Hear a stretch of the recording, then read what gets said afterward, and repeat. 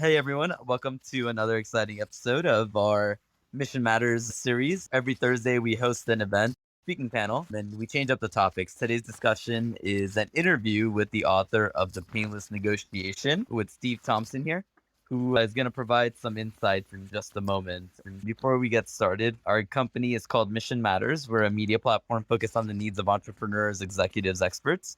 Our mission is to help amplify their purpose so that we can inspire and educate future generations. And so with that, we always like to start off with introducing our panelists, our speakers, and I'm gonna pass the baton here to Adam, my counterpart, who's gonna essentially moderate the panel and then bring on others to discuss. So with that, pass the mic. Awesome. Thank you, Chirag, as always, for setting this up for us and really taking lead on Clubhouse and just getting it done for us. So thank you for that. I'm excited to get into the painless negotiation. One of the reasons why I wanted Steve to come on is because we did do an interview together and kind of just going through the content and his skill set and what he's doing, and I'm like, oh man, this is awesome. One of my favorite things about the Clubhouse platform is being able to bring on other people so other people can ask questions too, and it's just more of a dialogue versus just myself and the other person being interviewed. So I'm excited to get into that. So first thing first, I'm just to go around into introductions. Elizabeth, maybe if you want to start. Sure thing. Well, thank you so much. Wonderful room. Thank you for opening it and great topic. My name is Elizabeth Yo. I am a United States Navy veteran, published author. Thanks to my co-mods here, Chirag and Adam. I'm also an international keynote speaker now, John Maxwell coach, trainer, and a facilitator, mom, caregiver, wear a lot of hats, but most of all, I am a servant leader and still have a heart of service. So I do work with the community and in the disabled community, the civilian community to help them with all of their supportive services and needs as of the state. So thank you so much for allowing me to introduce myself, and I yield the mic. Awesome. Thank you, Elizabeth. And I feel like you're just so cool. Listen to that co-mods. Did you hear that, Chirag? Elizabeth's bringing new dialogue and Clubhouse lingo. She's so on the inside. She has to be. She's such a show-off, co-mods. Come on. I'm not going to let that one slide. Yeah, she's on top of it. So, Steve, Elizabeth is our cool, as you can tell. So, Yes. if you Yes. if you want to please start with introducing yourself, thank you. Sure. And thanks, Adam. And listen, I appreciate the opportunity to be on the show here. And Elizabeth, like you, I'm also a Navy veteran. I was an officer on nuclear assault, but unfortunately, that has nothing at all to do with the topic, we're going to talk about called negotiations, because the Navy is not really good at this negotiating thing. I am an entrepreneur. I've started and sold several companies. I've been VP of sales and marketing worldwide with a Fortune 500 company. And I have been consulting with selling organizations as well as buying organizations in the B2B space on how to position, propose, negotiate, and close great deals. And these are deals that are good for both parties, but ultimately allow them to, achieve the outcomes that they were looking for. And that's kind of been my passion, because I believe that when great deals are done, it's good for both the buyer and the seller. And I believe that successful companies are going to have more money to offer more opportunities up to invest and grow, which will allow people to be promoted, as well as monies that they can use to contribute to society as a whole through, various means. So that's my small part that I play, I guess, in the big scheme of things. That's awesome. And Chirag would definitely be the one that had, at this company at least, that has that gift for negotiation. So one of the reasons I wanted you on too is just for my own self-interest. I wanted Chirag to hear your content and just for you guys to know each other, because I'm like, man, Chirag's the negotiator over here for sure. Okay. So maybe just to open up the discussion, one thing I definitely want to bring up is your book. So maybe just start off with telling us a little bit more about the painless negotiation. Sure. This is the fourth book in a series that I've written, and it is targeted towards sellers. It's about, this critical pressure point in any business relationship, which is the negotiation. And there's so many myths and things that surround the negotiation. I want to debunk that because, as I mentioned before, I work with both selling organizations as well as some of the biggest companies in the world on the buying side, bring me in to help them position and negotiate deals with key suppliers that they want a long-term relationship with.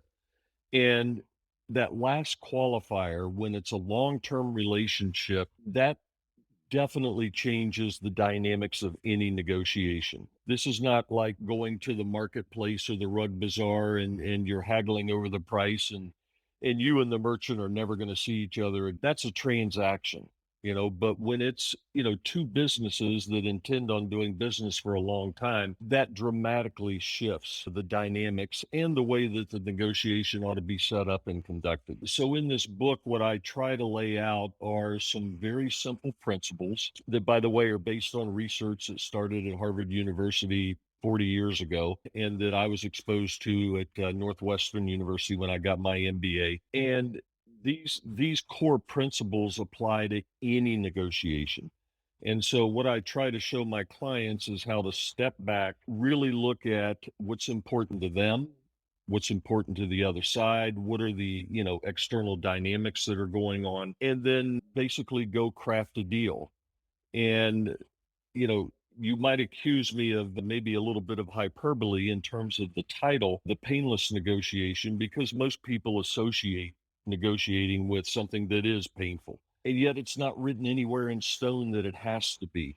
And what I hope to have shown people in the book is that you can do a good deal, okay, for yourself, for the other side, and it doesn't have to be a contentious situation at all.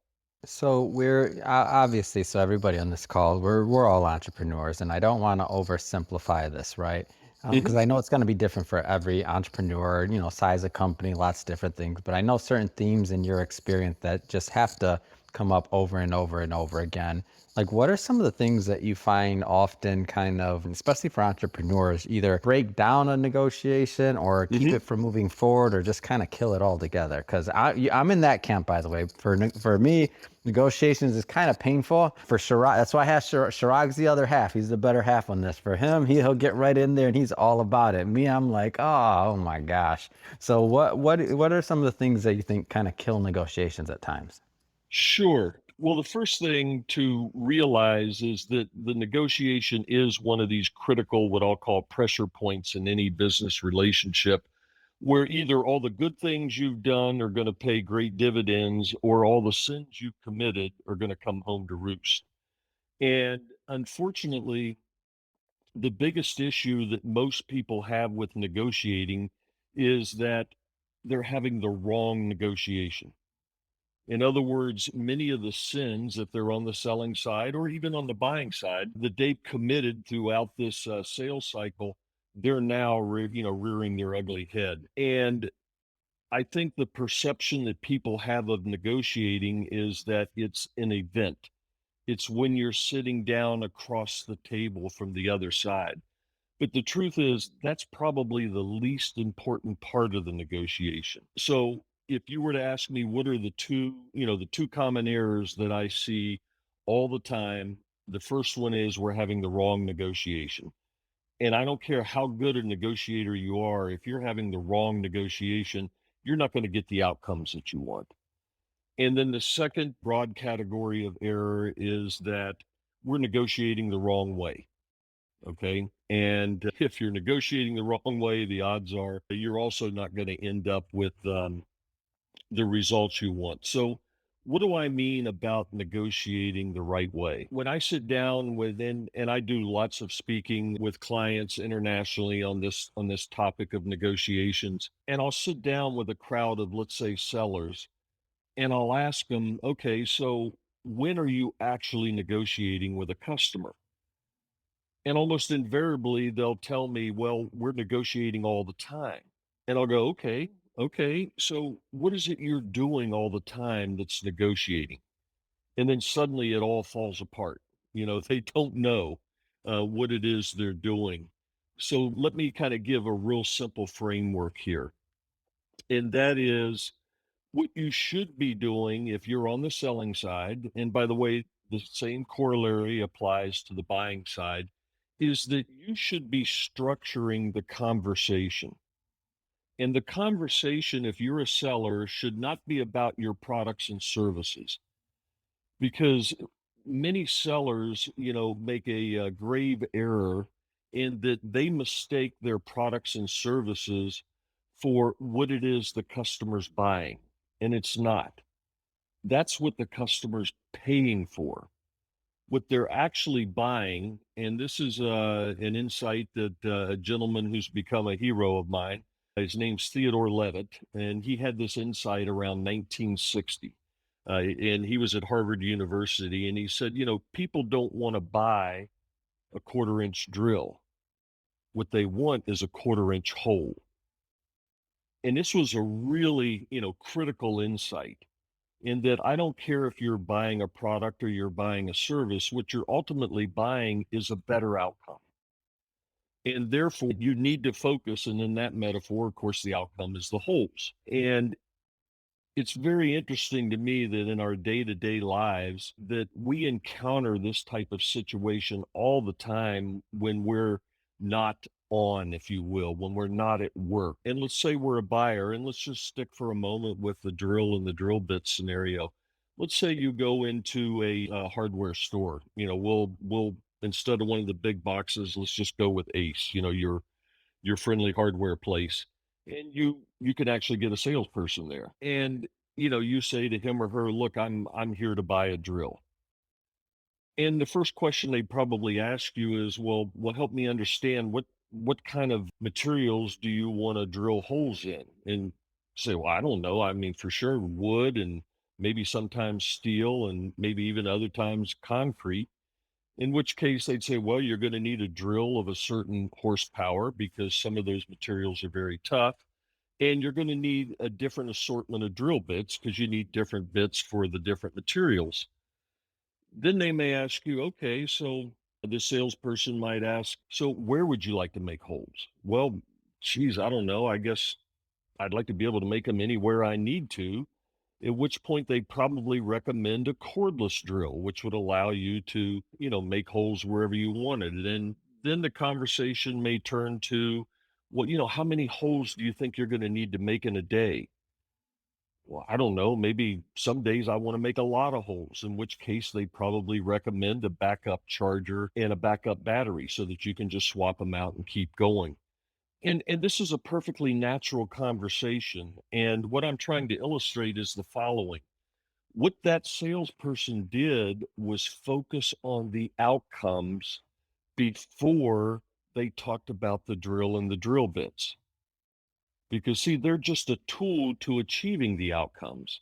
And the same thing applies in business. I don't care what you're selling, whether it's software, product, services, what have you. And in fact, in services, it's more nuanced because, to use this metaphor, you're actually, the customer subcontracting out to you to make the holes. So you have to understand the outcomes. But what just happened in that natural dialogue is that salesperson focused the conversation on the outcomes before the conversation then shifted and they connected the dots to the right drill, cordless, the right bits, etc., the product that was being sold. And that's what applies to negotiating.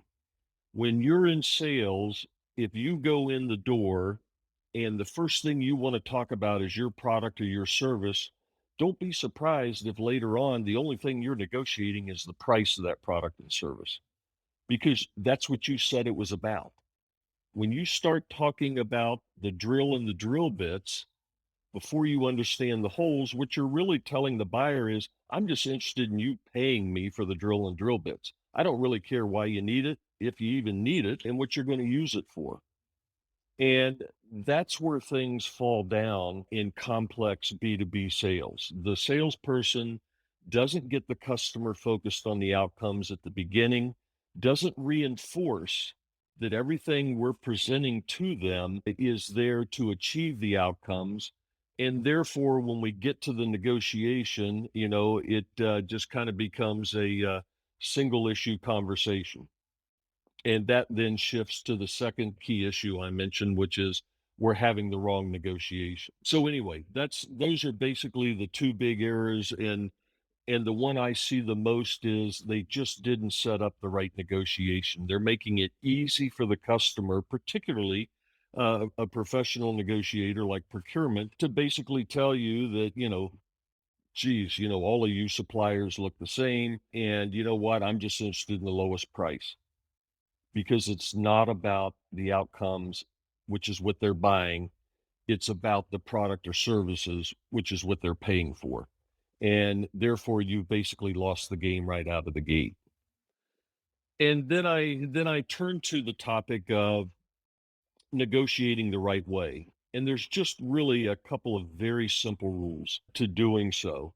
And the first one is, again, you should have been the one that framed the conversation and set it up. But if you're in a sophisticated B2B sale, particularly if you're selling to a large enterprise, you're going to be dealing with a professional, and they certainly know how to negotiate, where they're going to try to shift, okay, the conversation over, and if you will, try to commoditize what it is you're selling.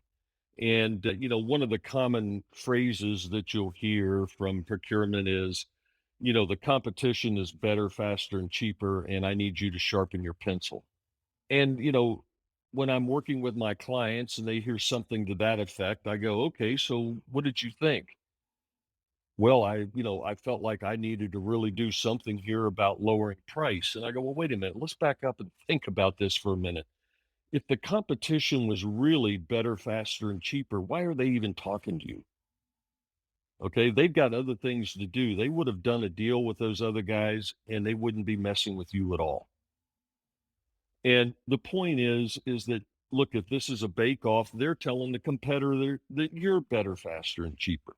Okay, it's a game. They're trying to shift what the conversation is about. So the first rule is no, you maintain, the subject. You get it back to the outcomes that are important to the other side. And when you negotiate on outcomes, what ultimately happens is the customer realizes they're negotiating against themselves.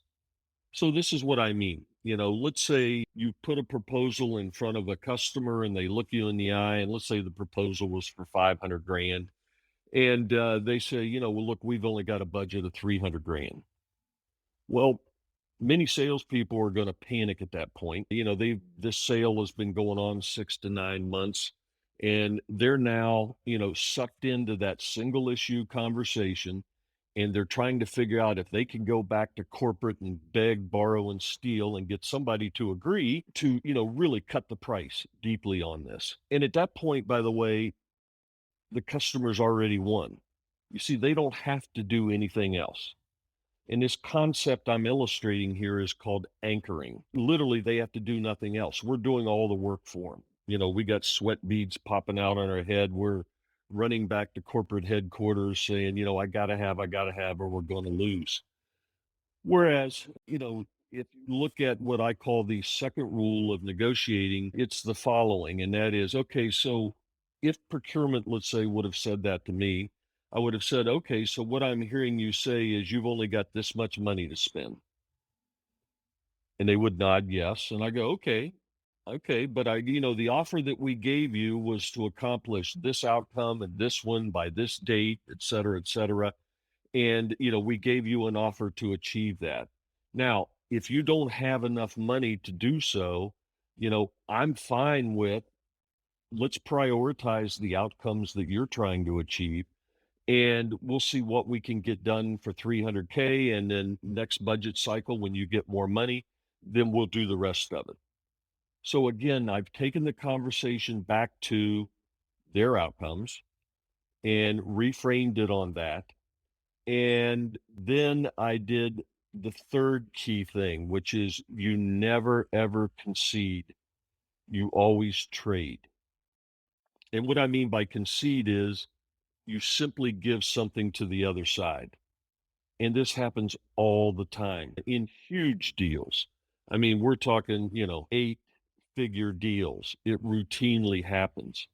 So imagine you are on the buying side, and let's say I'm selling to you, and our sales campaign has been going on 6 to 9 months, and And every time we've interacted, I have just gone on and on about how we're number one in the world. We've got the very best products and services for you that are going to absolutely produce the outcomes you want. And we get near the end, and you look at me and say, Steve, if you don't give me a 20% discount, I'm going to go with a competitor. Now, if I concede right then and there and say, okay, I'm going to give you the 20%, most salespeople think they're making the customer happy. But the truth is, it's just the opposite. So again, imagine you're on the buying side. You know, what's your first thought after I concede and give you that 20%? And I bet your first thought is, I should have been asking for 30 or 40% because that was way too easy.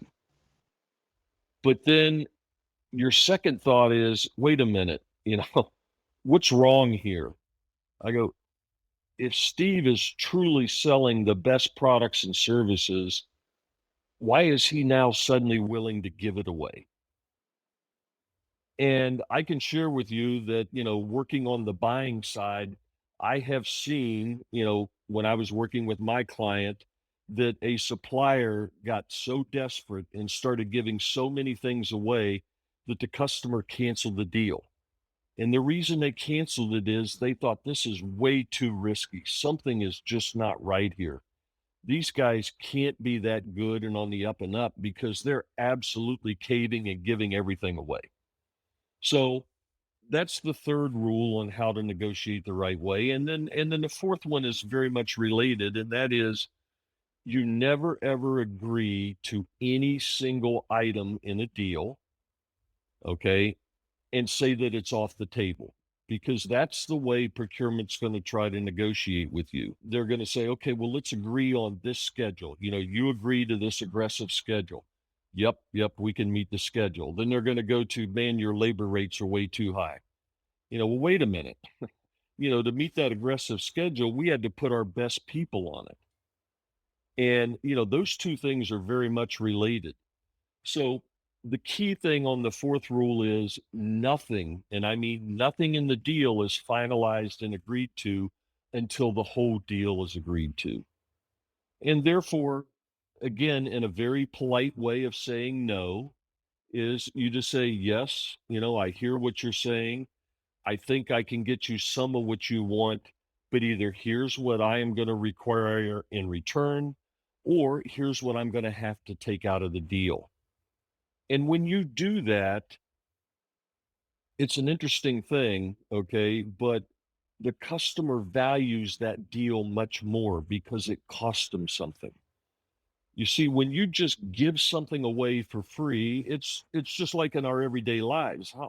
How many of us appreciate something that's free? Well, most of us don't. We soon forget about it. But boy, we appreciate the things we had to work hard for. And the same psychology, if you will, applies to a negotiation. The customer is going to value the deal they do with you much more when every time they wanted something, it cost them something. And by the way, pretty soon they tire of that and they just want to quit and get the deal done. But they believe it's a good deal because that's the way you've signaled it throughout. So in a nutshell, I just gave you a run through of, 19,000 words, if you will, in my book. Wow. There's just so many nuggets there. Elizabeth, Chirag, you have to get in on this one because I saw us all clapping. By the way, Steve, when you saw all those microphones like moving quickly, that's how you clap on Clubhouse when somebody's talking, just so you know. Oh, So okay. when we were all clapping, so when you I saw thought it was all Morse three of code us, or something. well, no, when all of us were chiming in, that's what was going on. I was like, oh, this is Steve's first time. He doesn't know what's going on. He's like, what's Oh, Elizabeth, Chirag, get in here for some questions because I have some and I could lead definitely, but I feel like I know both of you also may have some things to add to this too. But so I'll give you a Well, moment. I am just so happy that I got to hear this presentation, Steve, and thank you for your service. I love what you said. I love everything you said. But one thing that I like what you said is, when you're providing a solution, because I think everybody leads in with the product and, hyping up everything without really finding out, well, what does this person really need? And then meeting the need and actually Yes. becoming the solution. So I just love how you honestly brought that up. That hit home and it was so like a point dagger, like, hello, wake up. That's awesome. So that part is for me a key. And I think people end up appreciating when you work through it. It's like you're building a rapport just having the conversation, asking them questions, reiterating, are you sure? Well, what kind? Because people most times make that decision. I wouldn't have thought to anybody to ask me, oh, what are you drilling into? Like, I don't think most people even ask people that. They just, oh, here's the drill. Yeah, okay. Well, here you go. Have a great day. So I really appreciate that, Steve. I'm gonna hold on to that. And also stop, people appreciate when they pay for something. And it really is true. We love free things, but we don't put much value on it because it was free. So I am just grateful for those two golden nuggets for me. And I think that's going to absolutely help propel a lot of things forward for me going off of this. So thank you, Steve. Really appreciate you, my Navy buddy. And I yield the mic. Well, Elizabeth, you just made my day, but you did bring up a point that I wanted to amplify, and that is, as a seller, we assume the buyer knows exactly what they want. And that is a really bad assumption because you see, we're the experts at what we're selling. Customers aren't experts at buying, right? They're not in the business of buying. They're in the business of their business. And it's through asking the questions that many times, you can uncover even bigger and greater needs that result in a much bigger deal than getting what I call happy ears as soon as they mention something that relates to your, product or service. And the customer, by the way, appreciates you helping them wade through that uncertainty and, see what the art of the possible is. And that's where I've seen the biggest and best deals done is when that that questioning and that rapport and that mutual respect starts right at the beginning. Exactly. I am so grateful for that. Thank you so much. This is absolutely golden information. Golden. Awesome. I actually am a little bit more curious on your background, and I'm sure you probably shared Hmm. about this in the book. How did you kind of get into this path of to master or to learn as much as you can about negotiation and kind of go down? Sure. Well, as I'd mentioned, when I first got out of college, I was in the Navy driving nuclear submarines around, and I didn't learn anything about negotiating there. It was when I got out of the Navy and got into business and I got into sales. And this whole subject of negotiating had been treated as a kind of a black art, if you will. There's magic involved, there's mystery.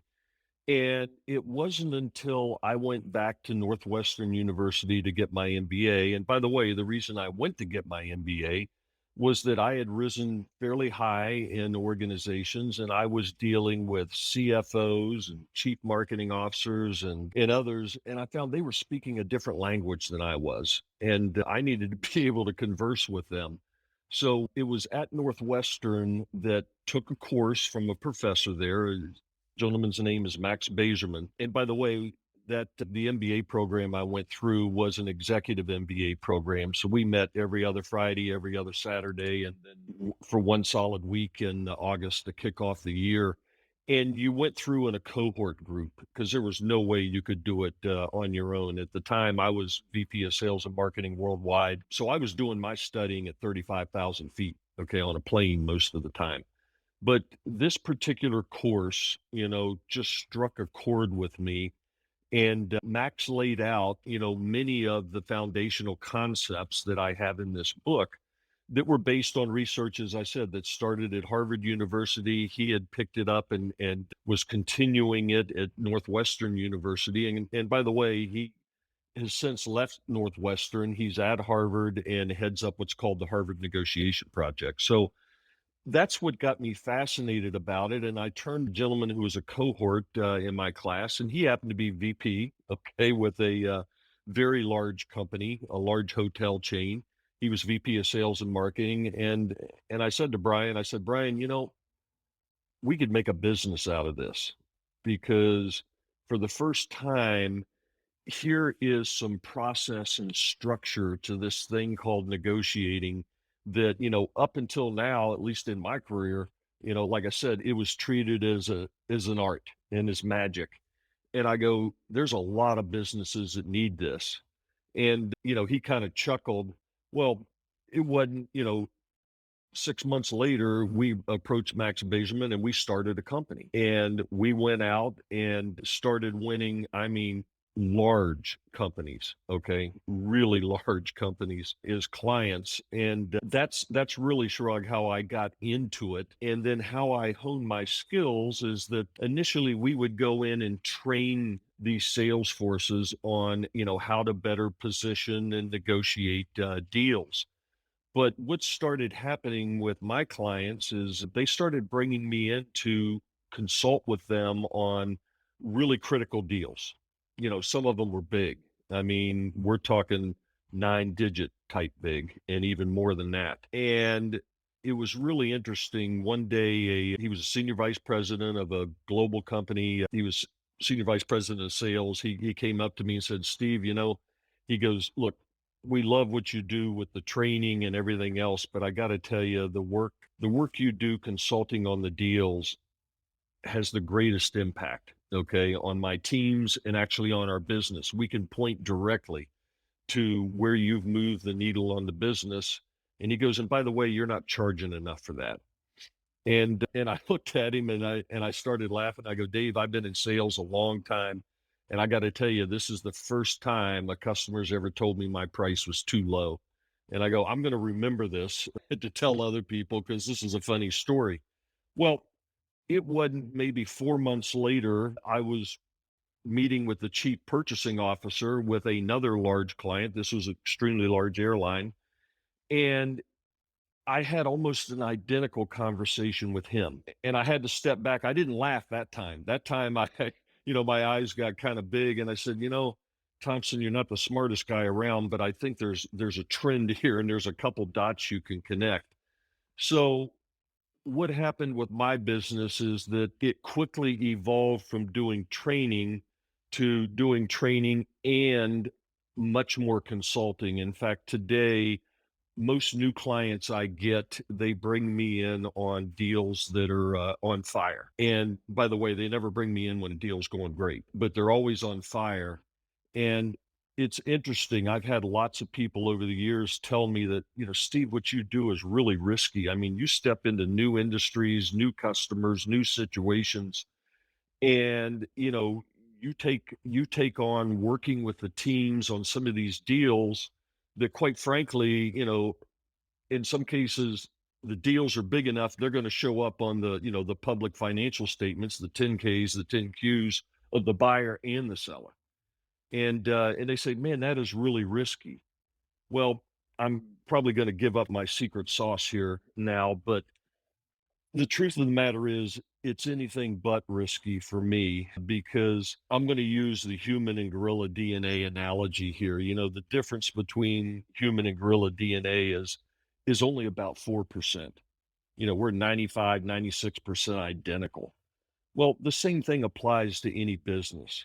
They're virtually 90, 95% identical. It's that 4% that's unique that you quickly got to get your arms around. But you already know the vast majority of what you're going to uncover. And the same thing applies when I step into a deal. The second thing is like I said, the ones they hand me are on fire. And I mean, I couldn't make many of them worse. So there's really nowhere but up. And that's kind of my secret sauce, if you will, that's kind of propelled my career upwards. And I'm grateful that I've had the opportunity. I could honestly tell you I've probably learned more from my clients than I was ever able to impart to them. But I do feel grateful that I'm able to step into a situation because I work on the buying and the selling side. That let's say if I'm working with a selling client, I can tell them exactly what's happening on the buying side, what they're thinking, what they're struggling with, et cetera. And then vice versa. When I work with a buying client, I can bring that same vantage point to the sellers. So Anyway, that's sorry for a long roundabout answer, but that's how I kind of got into this part of the business. And from there, it's expanded to what I focus on now. And negotiation is just a piece of it. But I focus on helping clients clearly articulate their value in their marketing messaging, in their sales campaigns, and in this, something as a service, if you will, type economy that is evolving. It started off with software as a service, SaaS, but now so many things are as a service. It's critical that you deliver on that promised value so that you keep the customer and grow with them. And so that's really been my focus here in the last probably 5 or 6 years. Thank you so much for sharing that. Definitely a lot more context and a lot more insightful, but yeah, it explains why you have such a breadth of experience. Man, 8 and 9-figure deals. Come on, Steve, coming with it today. This is awesome. What a career. It's just fun.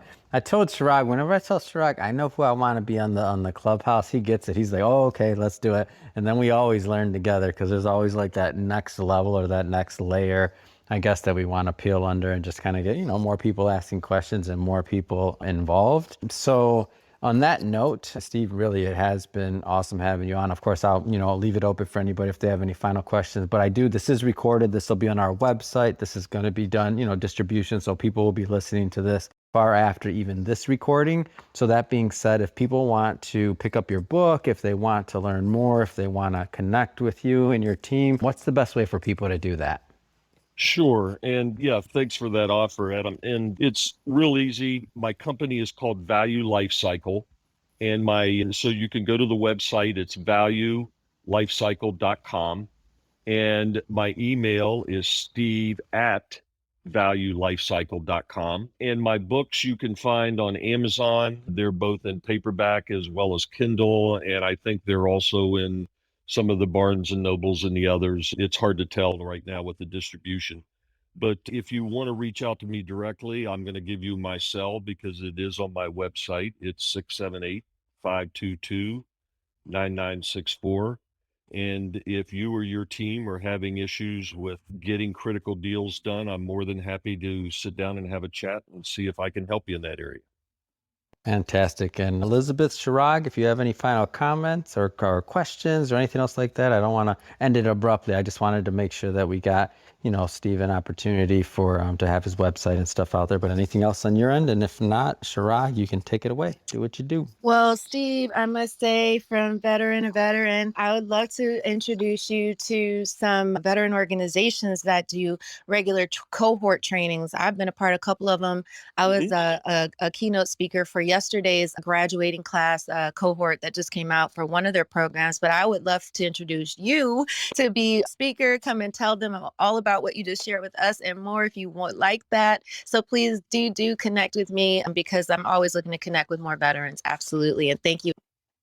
Well, Elizabeth, no, thank you for your service. And I would absolutely appreciate, and I'd be honored, to work with any of the veteran groups. So I just connected with you. So please feel free to reach out to me and we can get on a chat. And as I said, I'd be honored to do that. I'm excited. Thank you so much, Steven. Thanks, Chirag, Adam. It's always fun. And this is just Absolutely. Thank you so much, Steve. Appreciate your time and all your insight and knowledge that you've been able to share. Again, we're going to be sharing this across all of our platforms once the recording goes live. So we'll be sharing that with all of you. And once again, we host these conversations once a week. The next conversation will be Thursday, next week, 4 p.m. PST, same time. And looking forward to having all of you join us. With that, thank you, everyone, and hope you all have a great evening. Thanks, Chirag. Thanks, Steve. Appreciate it, Elizabeth. thank you, everyone. Thanks, everybody. It was a pleasure.